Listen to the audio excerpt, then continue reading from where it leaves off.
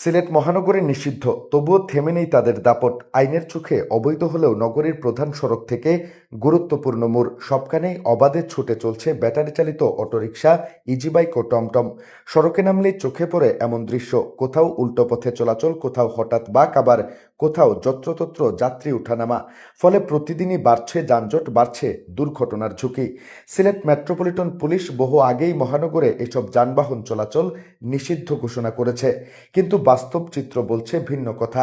সরেজমিনে নগরীর বিভিন্ন এলাকায় দেখা গেছে নিষেধাজ্ঞার তোয়াক্কা না করেই প্রধান সড়কগুলোতে দেদারসে চলাচল করছে ব্যাটারি চালিত অটোরিকশা। নগরবাসীর অভিযোগ, প্রশিক্ষণহীন অনেক চালকের বেপরোয়া আচরণ এখন জননিরাপত্তার জন্য বড় হুমকি হয়ে দাঁড়িয়েছে। শুধু দুর্ঘটনার ঝুঁকি নয়, অতিরিক্ত ভাড়া আদায় এবং ট্রাফিক আইন অমান্যের অভিযোগও রয়েছে এসব চালকের বিরুদ্ধে। অথচ সড়ক পরিবহন আইন 2018 অনুযায়ী কর্তৃপক্ষের অনুমোদন ছাড়া কোনো ব্যক্তি গণপরিবহন পরিচালনা করতে পারে না। তবু বছরের পর বছর ধরে কার্যকর নীতিমালার বাইরে থেকেই চলছে অধিকাংশ ব্যাটারি চালিত অটোরিকশা।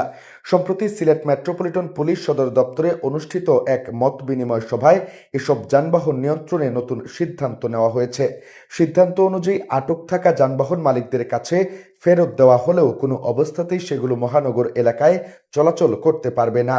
ব্যাটারি চালিত রিকশা নিয়ন্ত্রণে 2014 সাল থেকে 2021 সাল পর্যন্ত 3 দফা নির্দেশনা দিয়েছেন হাইকোর্ট। এরপর 2024 সালে মন্ত্রিসভাও সিদ্ধান্ত দেয় দেশের সব মহানগরের প্রধান সড়কে এসব যান চলাচল করতে পারবে না। কিন্তু বাস্তবতায় সেই নির্দেশনার কার্যকর প্রয়োগ এখনও প্রশ্নের মুখে।